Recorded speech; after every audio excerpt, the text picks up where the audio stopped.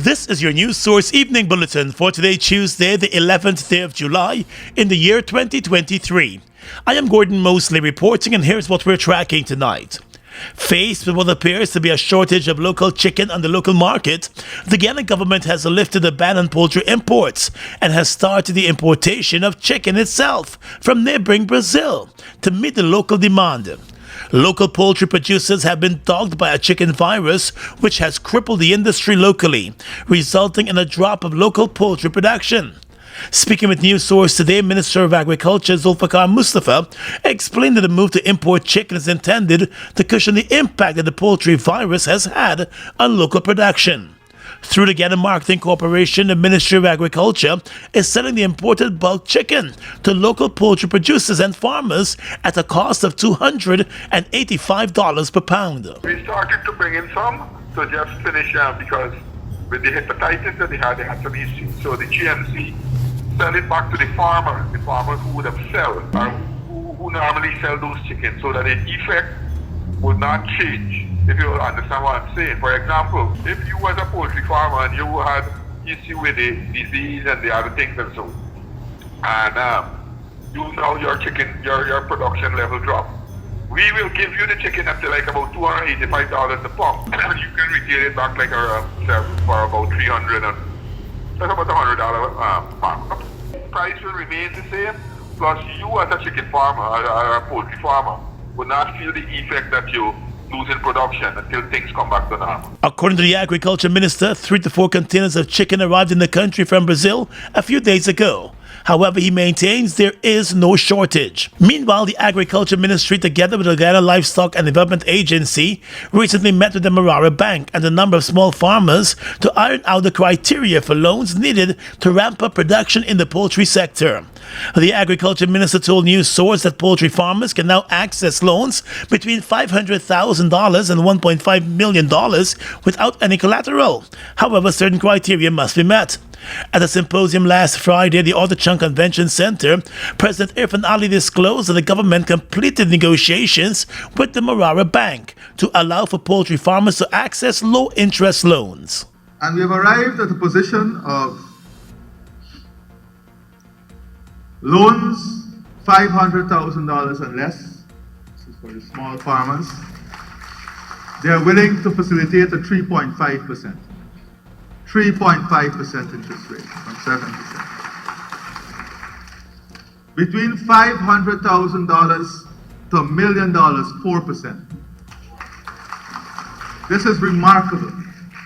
But importantly, with a mechanism that we will set up that include the Poultry Association, the GLDA, the Ministry, the Bank and Ministry of Finance, for those with $1 million and less, they will look at using letter of assignment. That is, if you are doing contract farming for someone else, as part of the collateral basis to give you those loans. Further, to combat the spread of the deadly poultry virus, the government has procured more than $29 million in vaccines for the distribution among small and medium-scale farmers.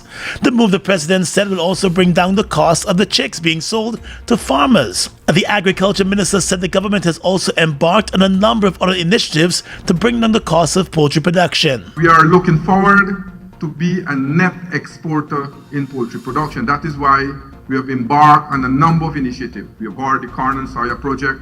We have now looking at the breeder project that Dr. Waldron would have spoke of. We have a private farmer who have already started that project. In this year's budget in the Ministry of Agriculture, we have $50 million that have been budgeted to start the breeder program so that we can produce our own hatching eggs, so that we can bring down the cost of hatching eggs. Rather than importing it into the country, we can produce it right here in Guyana. The Chief Executive Officer of the Guyana Livestock and Development Agency, Dr. Dwight Waldron, had reported that the war in Ukraine and the chicken virus have negatively affected poultry production in Guyana, as well as other parts of the world. However, David Finance, who spoke on behalf of the Poultry Association, said smuggling is also a major issue that must be addressed. We have a major problem affecting us with smuggling, and that we have no idea how that affects us. If I just share with you, so government made the correct decision to import legally chickens at Christmas time, but after Christmas it continued with smuggling. at a level that cause farmers who generally don't have storage facilities, who sell mainly live and fresh flock, that just didn't have anywhere to put the chickens. They kept the chickens for a little while, hoping for a different position the next day or the next week. And then they had to dispose of them at very cheap prices, as low as $1,000 a bird when the bird costs you $2,000. While the government is moving to address the current challenges fronting poultry farmers, President Ali said there is need for an integrated plan that addresses feed production, co-investment, value-added products, and cold storage, among other critical issues. More news coming up in just a moment. It's been a long time coming. Overdue, some might say, but now that it's here, it will change life forever, and it is here to stay. The future is now, transforming Guyana into the 21st century. Introducing GTT Fiber. Experience internet connectivity like never before. Speeds you deserve at prices you can afford from a name you can trust. Sign up today. GTT Fiber is here. GTT. Together, we rise faster. Oh my lord, I just love to shop in this store. My customers, them gonna love all these things. So many different things in one place. Household items, electronics, toys, stationery, confectionery, exercise equipment, shoes and clothes for men, women and children, school things, costume, jewelry, perfume, makeup. Oh, look the makeup! Giftland Office Max, Guyana's favorite department store.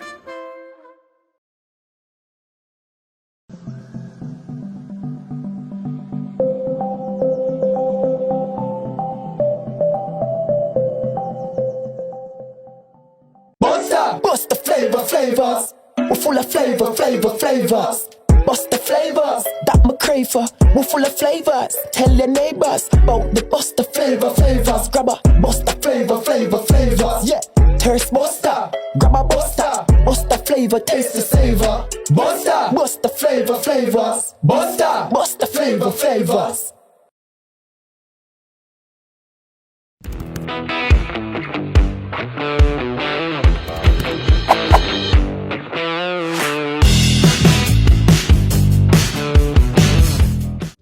Are you looking for the best high school education at affordable fees?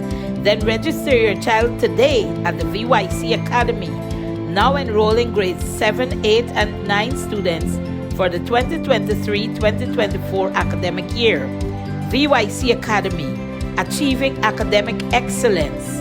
For more information, call us on 227-1013 or WhatsApp us at 613-4806.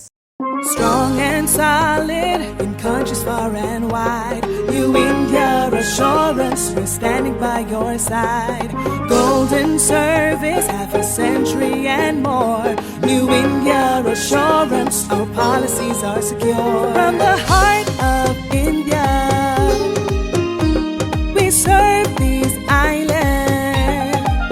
The strength that you can trust, you're safe when you come to New India Assurance Company. Assurance when you need it most. For your home, motor or business insurance, visit New India Guyana office, 58 Brickdam next to Star Computers. Telephone 226-0415-7.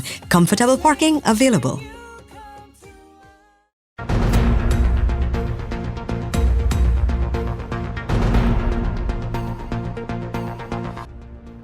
Let's tell you now that the Caribbean Development Bank, the CDB, has approved a $76.2 million loan to the government of Guyana for the Guyana Water Supply Improvement Project. Under the project, the water supply system serving 5 coastal communities will undergo major upgrades, according to the Caribbean Development Bank. The Infrastructure Development Initiative involves the construction of 5 water treatment plants, complete with storage tanks and the installation of transmission mains and water meters to improve the quality and reliability of the water supply to Bushlot, Tain to Number 50 Village, Walton Hall to Charity, Wakenham and Laguan Island. The release said nearly 15,000 households in those communities will benefit from the interventions. According to the CDB's Vice President for Operations, Isaac Solomon, improving access to safe, reliable, and sustainable water and sanitation is an area of high priority identified for support from the CDB to propel holistic development, which will enhance the quality of life, improve health and safety, and ensure greater well-being among citizens across the region. He said the Guyana Water Supply Improvement Project is also in alignment with Guyana's development priorities, which include stimulating future growth through clean energy and sustainable activities, and several sustainable development goals, including those relating to improving access to clean water and sanitation. The 5 communities benefiting are currently supplied by wells that have no water treatment facilities. Also, the water supply is currently subject to disruption due to pump failures, line breakages, and flooding of water supply infrastructure. The initiative is one of the first to be carried out under the CDB's Guyana Country Engagement Strategy 2023 to 2025. The project will support the Guyana government's efforts to increase the percentage of persons having access to treated water to 90% by the year 2025. At present, although 96% of the population has access to potable water, only 53% of the supply meets the aesthetic standard of the World Health Organization due to the high iron content. The CDB's Environmental and Social Impact Assessment indicated that an increase in the availability and accessibility of improved water will address several of the challenges that residential and commercial water users in those communities currently experience. The project, which will be implemented over 3 years, is scheduled to begin in March of next year. Guyana has recorded the highest inflow of foreign direct investment for the Caribbean in 2022, according to the Economic Commission for Latin America and the Caribbean. In 2022, Guyana benefited from over $4.3 billion in investments, the report found. It was noted that the figure represents a 1.5% reduction in foreign direct investment in Guyana when compared to the value of investments received the previous year, that's 2021. The performance is due once again to foreign investors' interest in the country's hydrocarbon sector, ECLAC said. The natural resources sector accounted for 99% of the investment inflows into the country in 2022, although inflows into the sector were 2% lower than in 2021. According to the ECLAC report, manufacturers, which represent 1% of the total, also recorded a drop of 9%. In the Caribbean, Guyana was followed by the Dominican Republic, which received more than $4 billion in foreign direct investments, 25% higher than in 2021. Overall, Latin America and the Caribbean received $224.5 billion in foreign direct investments last year. It marks the highest value of FDI in Latin America and the Caribbean to date. Looking to further set the stage for the building boom taking place in many parts of the country, the Housing Ministry will be hosting the 2023 Building Expo from the 24th to the 27th of August at the Providence Stadium. Last year's event brought together scores of construction companies, building suppliers, commercial banks, and hundreds of prospective homeowners. This year's event will further cater to the plans and needs of those persons seeking to build their own homes. At the launching on Friday, Minister of Housing and Water Colin Krul said this year's event will offer opportunities for all, from the home builder to the contractor and the business community. The organizers of the event are hoping to attract more than 100 exhibitors in the building industry. Already, more than 30 companies have signed up for the event. Minister Kroll explained that several new housing schemes are being opened up as new roadways are being built along the east coast and the east bank of the Demerara. The Echoes to Great Diamond Road, which is currently under construction, is slated to be completed within months, thereby opening up more lands for residential and commercial purposes.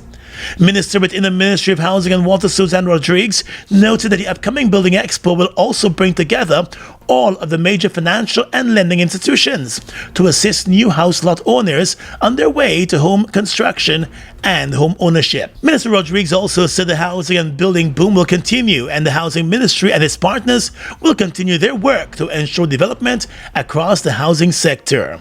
The Building Expo organizers have indicated that they want this year's event to be more than just a sales pitch for local businesses, but instead they want it to be an informative event that will guide persons seeking to begin the home construction journey. The GRA will commence the registration of electric motorcycles from July 4, 2023. Present your electric motorcycle and the following documents to complete the registration: completed motor vehicle application form, purchase receipt or affidavit of loss, purchase receipt, and a valid ID. These documents and your electric motorcycle should be presented to the Licensed Revenue Office at Lamaha Railway Embankment or any of the 8 integrated regional tax offices across the country. It costs $750 to register your electric motorcycle, and the revenue license fee ranges from $1,250 to $2,500 based on the weight of the electric motorcycle. You will be given a 3-month grace period to register your electric motorcycle from July 4, 2023. Remember, you must be the holder of a valid driver's license to drive an electric motorcycle on the roadways. GRA, your partner in development.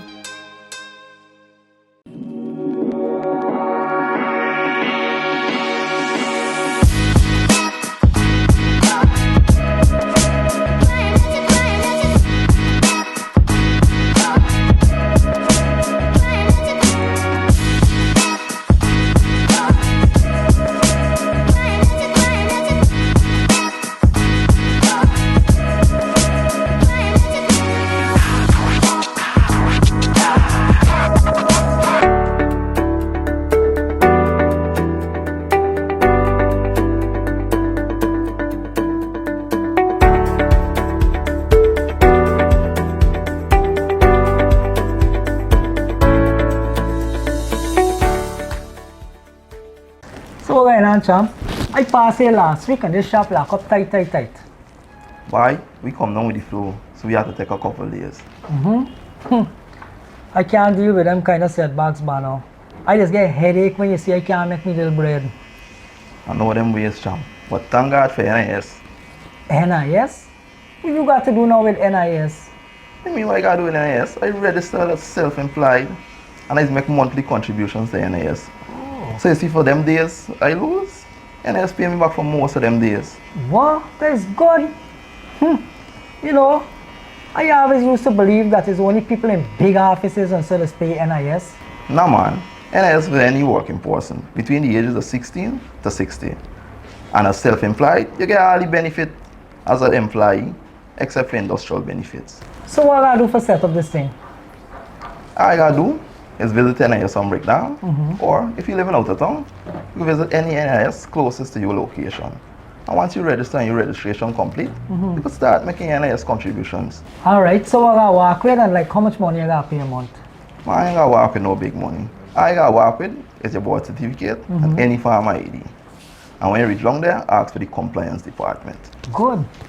Thanks for the information, bro. As soon as I left here, I went straight to the NIS office. For further information, please visit the website at www.nis.org.gy, the National Insurance Scheme Facebook page, or your nearest NIS office. The Demerara Harbour Bridge will be closed to all traffic for 3 full days, from the night of the 24th of July to the 27th of July. The closure is to facilitate the logistical replacements for the replacement of one of the spans on the bridge and other related issues. The Ministry of Public Works will be meeting with companies and other key stakeholders likely to be affected by the bridge closure at a public consultation. That consultation will take place tomorrow afternoon, that's Wednesday afternoon, at the Guyana. The event will be open to the general public. The closure of the bridge will affect commuters on both sides of the Demerara River over the 3 days. It is expected that the operating hours for boats traversing the Georgetown to Breeden Hoop route will be extended. Last year, the bridge suffered serious damages when a fuel tanker that was transporting fuel for the Guyana company slammed into a section of the bridge. That accident resulted in the bridge being out of operation for a number of days. Senior legal luminary and co-founder of the Political Affairs Committee, Ashton Chase, has died. He passed away yesterday at the age of 96. It was the Political Affairs Committee, which he co-founded, that led to the formation of the People's Progressive Party. However, over the years, he became more involved in the labor movement and the legal system, placing active politics on the back burner. In a statement late last evening, President Finale said Ashton Chase's death represents an incalculable loss to the nation, noting that his name and contributions will forever be etched in Guyana's political, labor and legal history. President Ali said Ashton Chase made an exceptional contribution to Guyana's nationalist struggle and political history, and was the last surviving member of the Political Affairs Committee, which was established back in 1946. He said he was among the finest legal minds in the country and was a pillar of Guyana's early trade union activism. Vice President Barra Jagdeo, in his statement, said Guyana owes an eternal debt of gratitude to Chase, who he described as an outstanding son of the soil. A number of other senior government and PPP officials have extended their sympathy to the family of the late senior counsel Ashton Chase. Did you know that Gassi's Jet A1 fuel is a type of aviation fuel specially formulated for turbine engines? Jet A1 fuel is safer to handle and transport than any other fuel types due to its high flash point and low volatility. It also boasts a high energy content, enhancing aircraft performance and efficiency. So whether traveling for business or pleasure, choose Guyana's Jet A1 fuel for a safe, reliable, and efficient flight.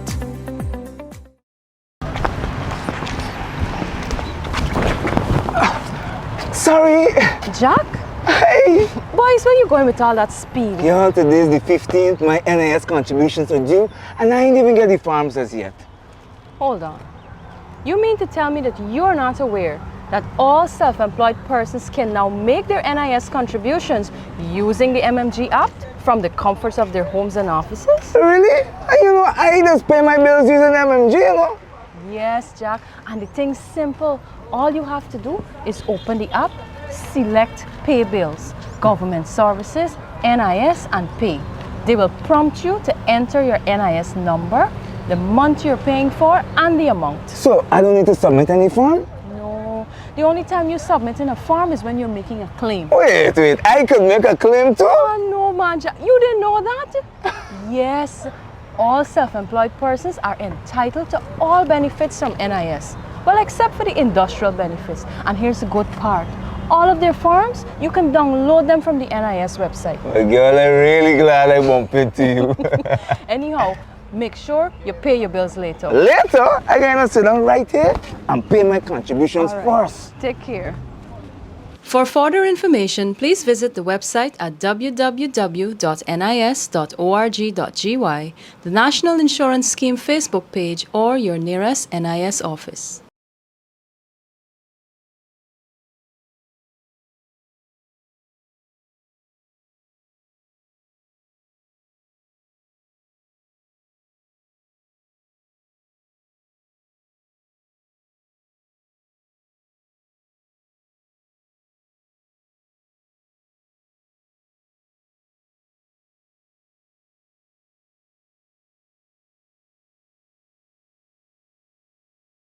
Food Max Supermarket, located on the ground floor at the Giftland Mall, is your one-stop shop for all your grocery needs. We stock a variety of imported frozen meat and food products, fresh produce, and pet supplies, freshly made bread.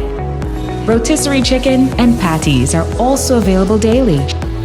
Shop in comfort today at Food Max and let our courteous staff assist you in satisfying your shopping needs. Food Max, the fresh food specialist. It's one of your biggest goals, getting your own home, where memories are made, where happiness lives. You may feel that home ownership or renovation is beyond your reach, but we at Republic want you to know that there's always a way. Ask us about our suite of mortgages. Let's help make your housing wishes come true, or advise on how the equity in your existing home can finance other dreams and goals. Call or go online to learn more. Look who's in the mix now. The new Buster Soda Water. 0 calories, 0 sugar, 0 artificial flavors. 100% refreshing.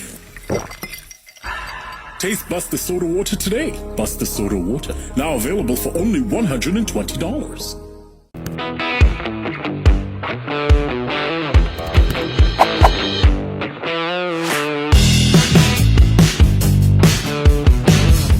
With your regional and international news tonight, I'm Svetlana Marshall. in the region.